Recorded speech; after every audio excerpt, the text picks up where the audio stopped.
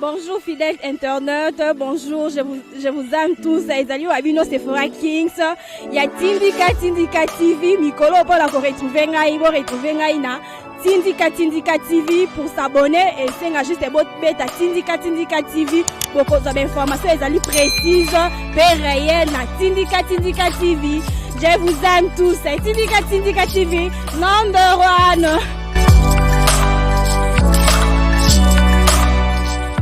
Votre fidèle internaute, il y a site national internaute, il y a Tindika Télévision, c'est votre humble servante Sephora Kings. Au bon message toujours quand il y a un béton de Mickey Nabino.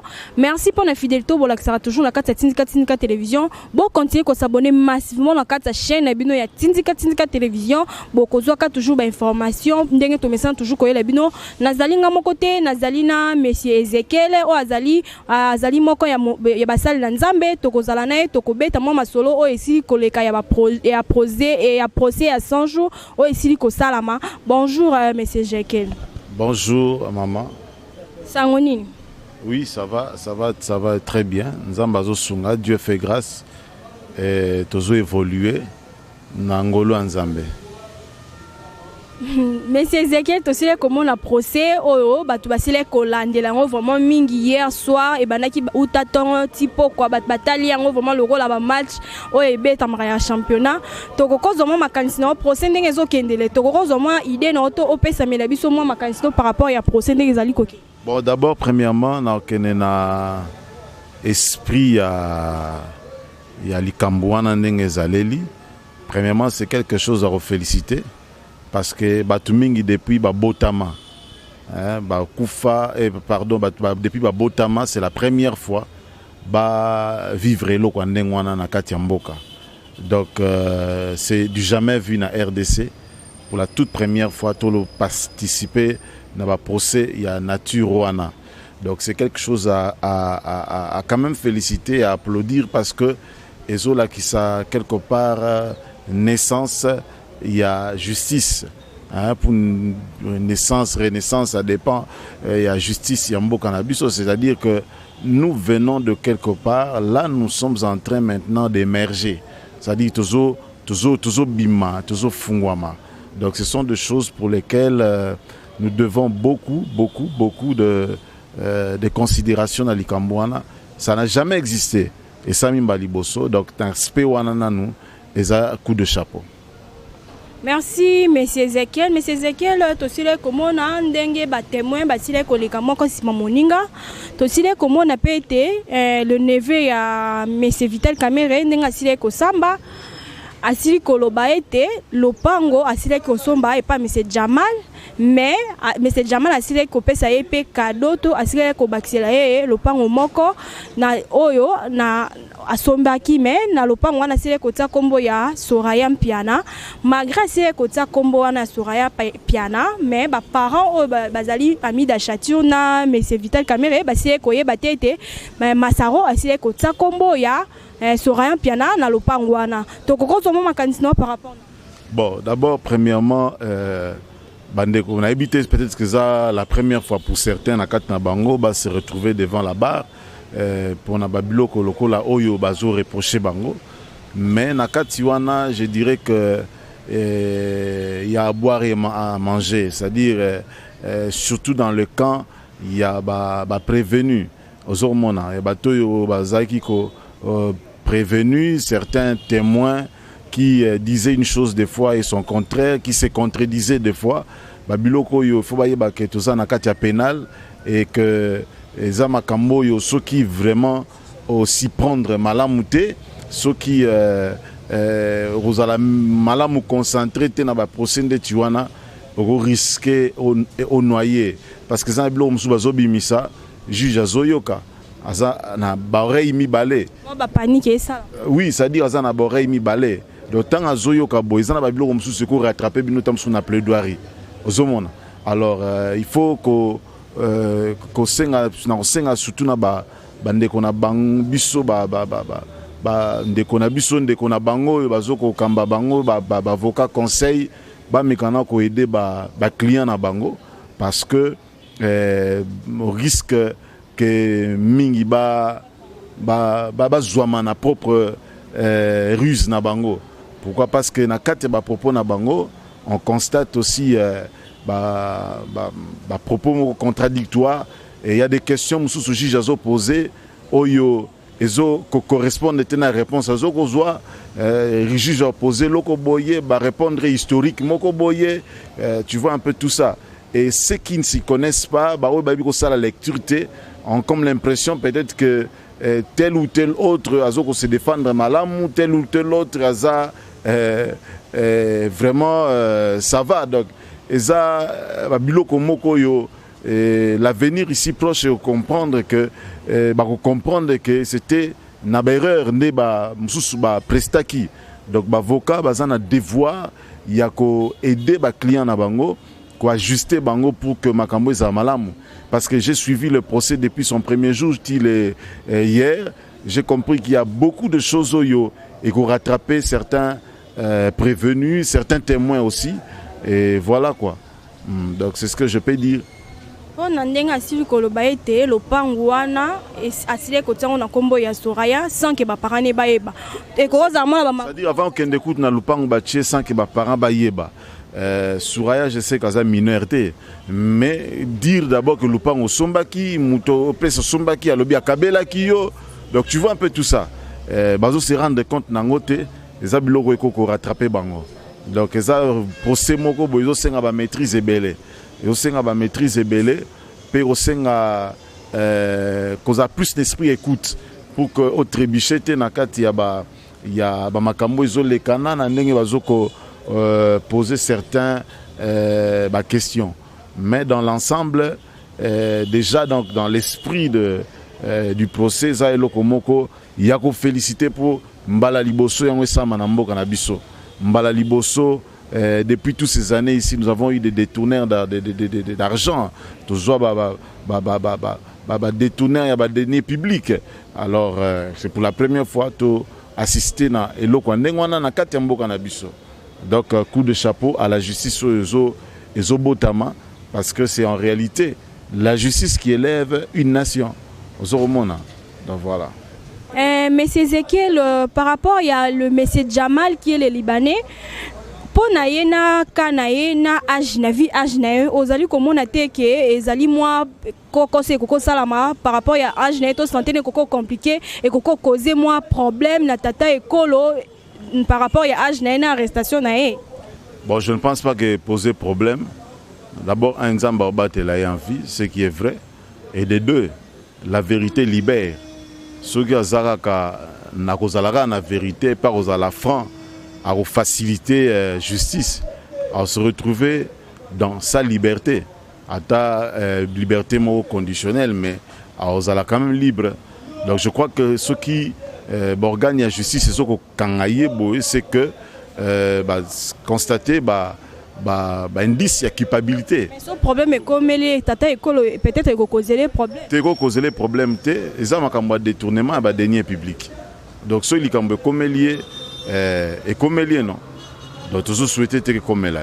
Ce qu'il doit faire, c'est que l'avocat va aider à la souple, parce que je constate que vie à kokendaka wangana makambo avec makambo za ba preuve et zo enfoncer davantage. Parce qu'il y a des outils de justice et que nous na profondeur pour ba déceler likamwana, parce que yenyo sazo wanga tala mutuka comme na niveau wanga na signature oza yete ba imiter signature na. Donc ça dit que d'abord c'est très dangereux. Avocat na ye, avocat conseil na ye ba sungaye.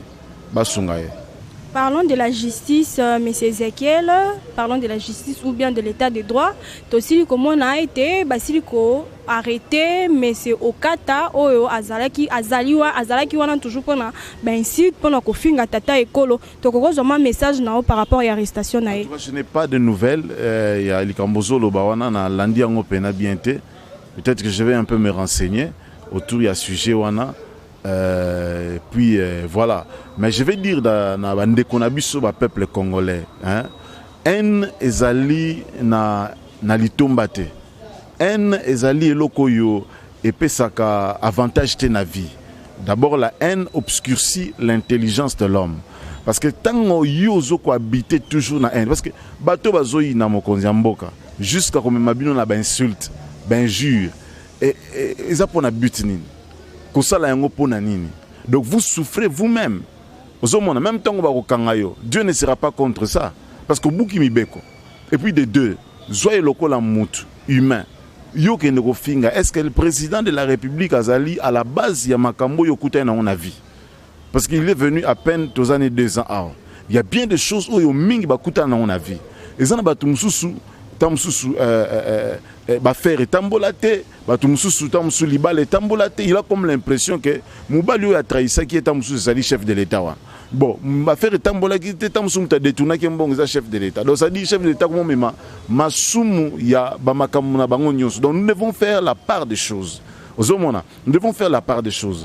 Namboka oyo nous avons prié le Seigneur que Dieu nous donne un homme oyo toruye baye.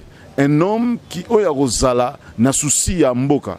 Mais kolongo la haine oyo mutakoza na mokili to na motemane, tout le monde sait voir que l'homme que nous avons actuellement, c'est quelqu'un qui a le fardeau de son pays. Zomona, ceux qui babilo mususu zoko kako salamate, peut-être que c'est à cause ya ba koka jambe ya ba lieto ya ba toyo azotambo na bango elongo. Mais dans le fond, on comprend que pour ça, il y a memamboko et sikamoko ezali. Pour ça, il y a memamboko na changement ezali. Le problème ici, c'est quoi? Ils ont battu confondre, bah il la lecture té, bah yebi pe kosa la lecture y a tenté, même pas époque. Oui parce que il po nini bateau yo bazaki qui censé bazala ba opposant na mboko bazo échouer na période yo. Parce que ils ont comme l'impression que donc c'est une lecture il y a temps, bah il faut discerner tenter, bah il faut discerner bah époque té. C'est-à-dire l'arme avec laquelle Bobundisa dictateur, ce n'est pas avec cette même arme Bobundisa un démocrate. Donc si vous avez une arme Bobundisa un dictateur na mboko yo, yangondo zo Bobundisa la démocrate, tu vas échouer. Tu vas échouer. Donc, ça veut dire que les présidents sortants, on a le président qui est là. Non, c'est-à-dire que nous avons expliqué bateau yo bazo bengama opposant. Alors, tellement que baza na perte ya vitesse, conclusion na bango communini et comme autour ka ma finga. Et comme autour il y a ba diffamation. Pourquoi? Parce que loko bazo luka bazo yebate. Nous avions na kati ya mboko bartiviste des activistes. Tozali na bango na mboko yo batu ya ba ONG oyo ba ndoko bunda pona mboko yo ba marche to mona yango na ndenge. Alors, pour certains, ils se retrouvaient dans le cas makambo sur nos samana. Mais maintenant que makambo n'est pas sous-souté, alors kanda wana babo ke longo ne mokonzi mboka. Donc bango ba message qui politique na bango na squelette moko, c'est na structure moko boye dictatoriale. Alors, si ko ba se retrouver na structure moko démocrate et bazo e ba ko si prendre té. Perte ya vitesse soit ne botisi haine et botisi makambu ebele. Donc perte de contrôle. Perte de contrôle, voilà. Donc ça dit que il faut que ça la lecture il y a tant lecture anime. Donc ici j'ai na koti na fungoli brèche par rapport à la question posée na loko les aïlo qu'on a maîtrisé té na fungoli brèche parce que ceux qui bakangi mutu na lolenge wana c'est basé pebele. Tout le monde a rango na ba TV na ba réseaux sociaux. Donc voilà un peu ce que je peux dire en rapport na question wana. Parlons de Yakosamba, la façon mais c'est vite caméra asile Kosamba, asile koloba ete akoki koloba makambo mususu te pour na prestige to pe yakobatela pour akoko impliquer to pa ko impliquer tata ekolo te na makambo mususu pour na kobatela prestige présidentiel abimisa ba propos mo ya bongo na procès. Donc tokoko loba ninke tata ekolo pa ko za impliquer na ba projet à 100 jours ezali na kati. Non, c'est-à-dire quoi? Ezara ba j'ai des mots.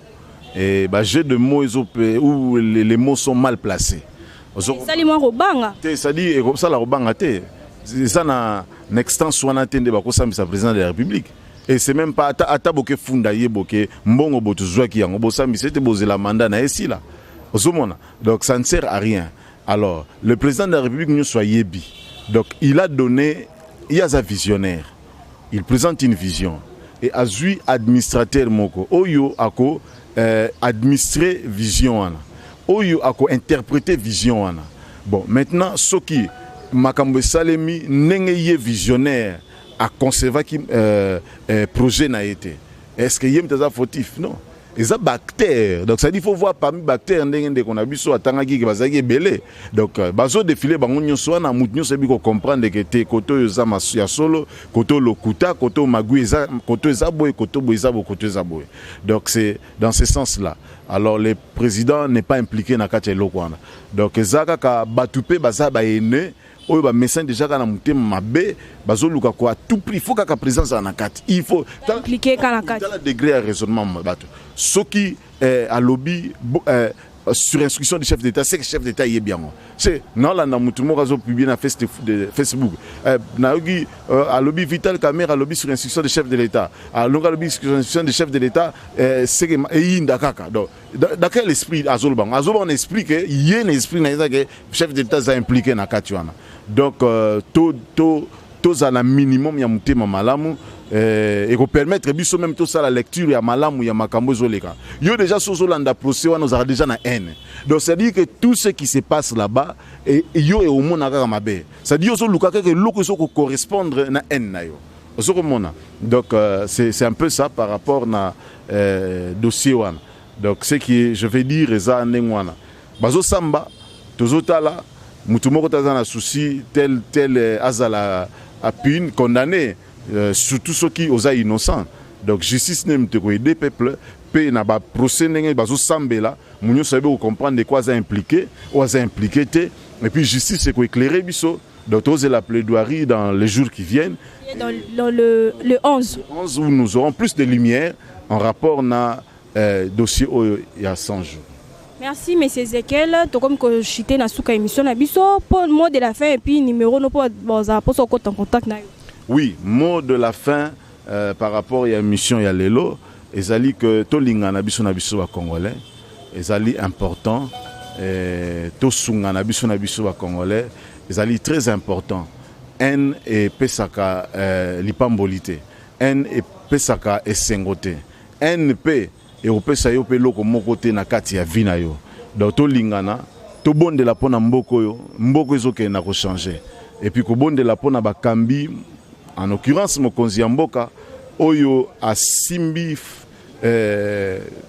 via batu nyonso, na maboko na ya Congolais nyonso, na maboko na ya vie entre guillemets, parce que vie est quand même na maboko nzambe, mais lokola mosali onzamba tchepo akamba mboka, donc c'est-à-dire que ko soutenir yé, ozomona aza mutu, lokola biso nyonso to soutenir yé. Ça ne sert à rien, il y a Rwandaka, Kolukaka, incompétence, il y a Mokonzi Mboka, côté Aza compétente. Donc, c'est comme si ce qui est bâti place Souana, à diriger ta avenue, quartier Toru. Donc, ce n'est pas quelque chose de facile. Ils ont lourde et grande responsabilité. Ils ont appui matériel, spirituel, financier, etc. Donc, pour Mboko Kende Diboso. Parce que n'oublie pas que ceux qui Mokonzi Mboka a échoué mandat, c'est le peuple qui souffre. Ozomona. Batoazo talaka que 18 ans to souffra qui 18 ans to souffra qui. Mais sur 18 ans on sali moins âge na yo. Ezali nombre ya ba retard ya vie aujourd'hui. Nombre ya ba retard donc ça yo c'est loué kaka 18 ans non. Donc ça dit nous avons tout intérêt que Mouto ait réussir, c'est-à-dire que Congo ait réussir. Peuple congolais s'épanouir. Donc voilà ce que je peux dire. C'est lui qui a besoin de moi pour des besoins de prière. Parce que les gens ont l'impression que Dieu n'agit pas, Dieu ne fait plus rien, c'est comme si Dieu était en vacances, Dieu n'existe plus. Donc non, Dieu est réel, Jésus-Christ est le même hier, aujourd'hui, éternellement. Si tu as un problème qui nécessite, qui exige la prière, problème de maladie incurable, un problème quelconque d'envoûtement, tout ce qui est problème, prière de nous appeler sur ces numéros, plus 243 82 0056 610, plus 243 82 0056 610. Voilà, c'est ça mon numéro. Et abonnez-vous massivement à cette chaîne Tindika Télévision. C'est ça, non? Oui, voilà. Donc, vous s'abonner. C'est la chaîne Moko Malamu et la chaîne Moko Kitoko. Donc, Nzamba Pambola, caméraman Nabiso, on a moni penaza vraiment professionnel. Apambola Peyo, pour Moussala Nayo Salango avec beaucoup de professionnalisme. Et voilà quoi, ce que je peux dire. Merci, monsieur Ezekiel, cher internaute, comme la souka émission la biso, et Zalaki Wabino, c'est Frank King, c'est bon, mais ça toujours comme la carte site de internet et de télévision. N'a pas si bas remerciement, n'a pas colo chaîne, n'a pas piqué l'iner qui sombe, bon continuer cause la biso peut ça toujours là pour la bino, Ali Datango et Ali Datango ya Benedict Mwanza, yanga ya Motema, Ali Datango ya Benedict Mwanza ya copine nga privé, donc j'ai ma kindwelo, moi ça mukuse, donc bambo tebele na yo depuis Magistère, bambo tebele na commandant Patrick Boulabula depuis Paris, bambo tebele na maman langai, bambo tebele bino badulinganga c'est Frank King na bino bolinganga te, bon compter ko zala na pour la biso peut toujours là bambo tebele na cameraman nga chako, bambo tebele na